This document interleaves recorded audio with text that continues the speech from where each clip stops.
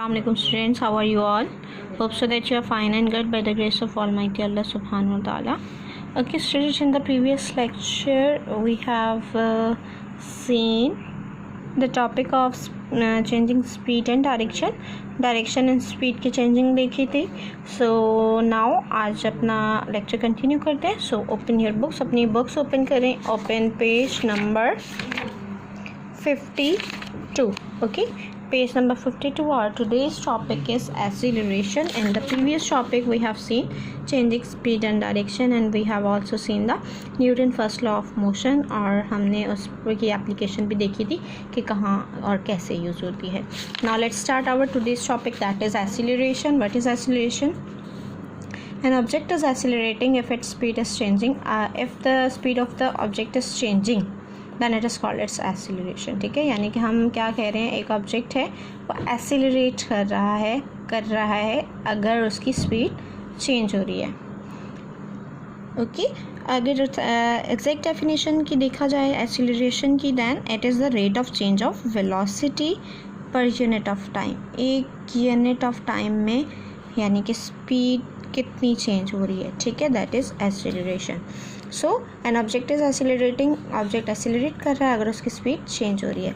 The table show the changing speed of a car over 5 second. Speed की changing है, car की जो speed है उसकी चेंजिंग है ओवर 5 सेकेंड. 5 सेकेंड में the speed of a here इस टेबल में शो की जा रही है कार की स्पीड की चेंजिंग 5 सेकेंड में. देखिए 0 सेकेंड पे 0 स्पीड थी, 1 सेकेंड पे 2 सेकेंड पे 4 मीटर पर सेकेंड, यानी कि स्पीड चेंज हो रही है विद इन 5 सेकेंड जो स्पीड चेंज हो रही है. The speed of a car is increasing by 2 metre per second. जो स्पीड है वो 2 मीटर पर सेकेंड चेंज हो रही है हर सेकेंड में. देखें 2 4 हर सेकेंड में 2 मीटर पर सेकेंड उसकी स्पीड चेंज होती जा रही है. The car has an acceleration of 2 metre per second, यानी कि जो कार की एक्सेलरेशन है वो क्या है, 2 मीटर पर सेकेंड. एक सेकेंड पर 2 मीटर पर सेकेंड उसकी एक्सेलरेशन है. और 2 मीटर इस तरह मेंशन कर सकते हैं, 2 मीटर पर सेकेंड. ये देखिए मीटर पर सेकेंड ये स्पीड को शो कर रहा है और ये सेकेंड कितने सेकेंड में चेंज हो रही है. ठीक है, ये कंफ्यूज मत होइएगा, या फिर 2 मीटर पर सेकेंड स्क्वायर कह सकते हैं इस तरह. Acceleration can be calculated using this formula. Acceleration को कैलकुलेट कर सकते हैं इस फार्मूला का इस्तेमाल करते हुए. चेंज इन स्पीड यानी कि स्पीड को ऊपर रखा, चेंज इन स्पीड और टाइम टेकन कितना टाइम ले रही है. लाइक 4 को ऊपर रखा, अगर हम 2 सेकेंड में ले रहे हैं तो 2 को नीचे रखा तो क्या आया 2. तो यहाँ पर ऑलरेडी मेंशन है आपकी एक्सेलरेशन क्या है, 2 मीटर पर सेकेंड, यानी कि आपकी स्पीड है जो कार की स्पीड है वो किस एक्सेलरेशन से यानी कि किस उससे चेंज हो रही है, 2 मीटर पर सेकेंड, यानी कि कार की एक्सेलरेशन क्या है 2 मीटर पर सेकेंड.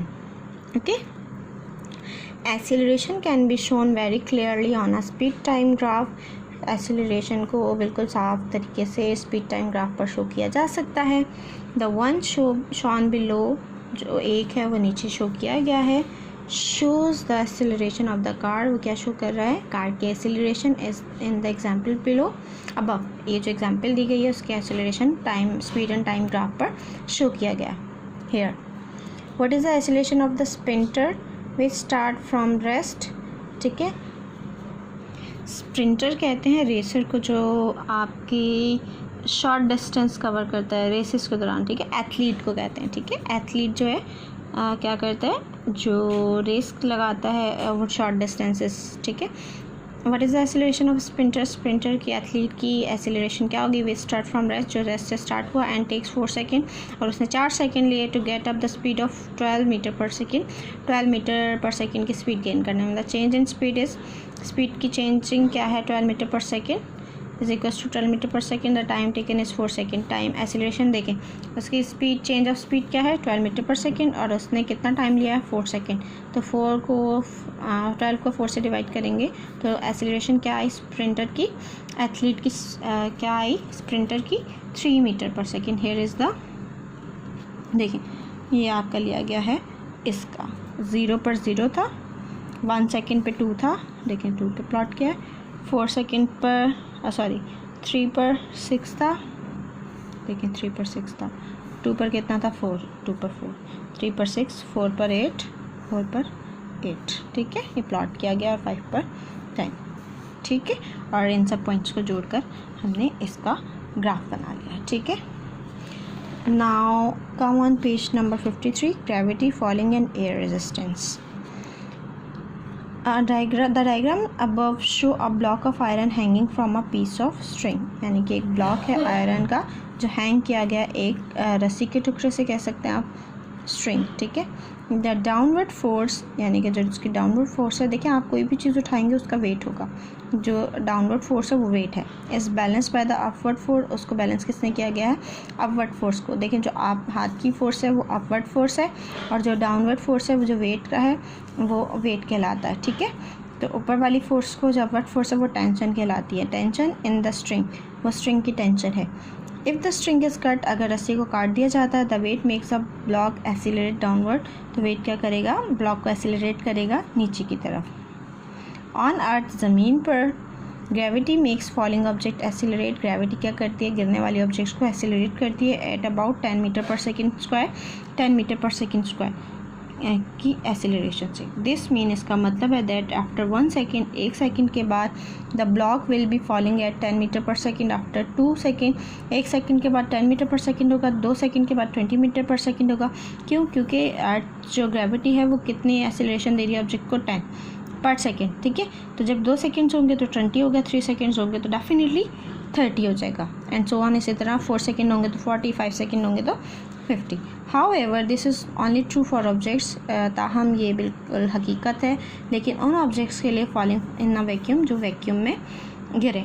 वैक्यूम यानी कि जहाँ पर एयर ना हो। इन एयर में अ frictional force called air resistance act against gravity, यानी कि एयर रेजिस्टेंस, आपने देखा है एयर का रेजिस्टेंस होता है। आप कोई चीज़ गिराएं या फिर आप सिंपल हवा के आगे खड़े हों तो आपको उसका ज़ोर फील होता है, तो वो उसके क्या है, एयर रेजिस्टेंस है। तो एक्ट करती है ग्रेविटी के अगेंस्ट, ठीक है, एंड रिड्यूस्ड एक्सीलरेशन, जिसकी वजह से एक्सीलरेशन कम हो जाती है। देखें ऊपर से कोई चीज़ नीचे गिर रही है, हवा उस पर ज़ोर लगा रही है, उसे ऊपर रखने की कोशिश कर रही है, बट फिर भी स्टिल नीचे गिर रही है अपने वेट की वजह से, लेकिन उसके गिरने की जो स्पीड है उसमें कमी आ जाएगी, ठीक है, एक्सीलरेशन जो है उसमें कमी आ जाएगी। कम ऑन पेज नंबर 54 पे आ जाएं आप। Parachute uses air resistance, parachute जो है वो एयर रेजिस्टेंस इस्तेमाल कर रहा है। When air resistance balance the weight of the falling person, जब एयर रेजिस्टेंस बैलेंस करती है गिरने वाले शख्स का weight, there is no acceleration, उस वक्त कोई भी एक्सीलरेशन नहीं होती। The person falls as a steady speed, अब जो पर्सन है वो स्टेडी स्पीड के साथ नीचे आता है। देखिए वेट बिल्कुल पैराशूट ओपन नहीं है, लेकिन स्काई डाइवर ने जंप किया है। Just after leaving the plane, weight accelerate the sky diver, weight क्या कर रहा है, उसको नीचे लेकर आ रहा है। Sky diver without parachute open falling at steady speed, वो एक स्टेडी स्पीड से नीचे आ रहा है। Sky diver's weight is balance by air resistance, उसके वेट को किसने बैलेंस किया है, एयर रेजिस्टेंस ने। Sky diver with parachute open, sky diver ने क्या किया, पैराशूट ओपन कर लिया। Sky diver's falling at a steady speed, जो स्टेडी स्पीड से नीचे आ रहा था उसने क्या किया, पैराशूट ओपन कर लिया। Sky diver's weight is balance at the low speed, sky diver का जो वेट है वो बैलेंस हो गया लो स्पीड से by the parachute air resistance, parachute की एयर रेजिस्टेंस ज़्यादा होगी जिसकी वजह से जो स्काई डाइवर है वो आराम से नीचे आना स्टार्ट हो गया। क्यों? क्योंकि एयर रेजिस्टेंस एक्ट हो रही है उस पर। Okay student, here we have completed our chapter number 4। हमने यहाँ पर अपना चैप्टर नंबर 4 स्पीडिंग अप का चैप्टर कंप्लीट कर लिया है। इंशाल्लाह नेक्स्ट वीडियो में मैं आप लोगों से वर्क शेयर कर लूँगी, इसका होमवर्क कौन से क्वेश्चन आपने करने हैं और उसके आंसर भी आपको शो कर दूँगी ताकि आप अपना काम कर लें। लेकिन इसके साथ साथ मैं आपको एक होमवर्क दे रही हूँ। पेज नंबर 55 पर मल्टीपल चॉइसेस और ट्रू फॉल्स हैं, आपने उसके कंप्लीट करना है कल के लिए, ठीक है। पहले हम इसे डिस्कस करेंगे, देन हम अपने वर्क की तरफ आएंगे। टिल देन अपना बहुत सारा ख्याल रखिएगा। फ़ी अमान अल्लाह।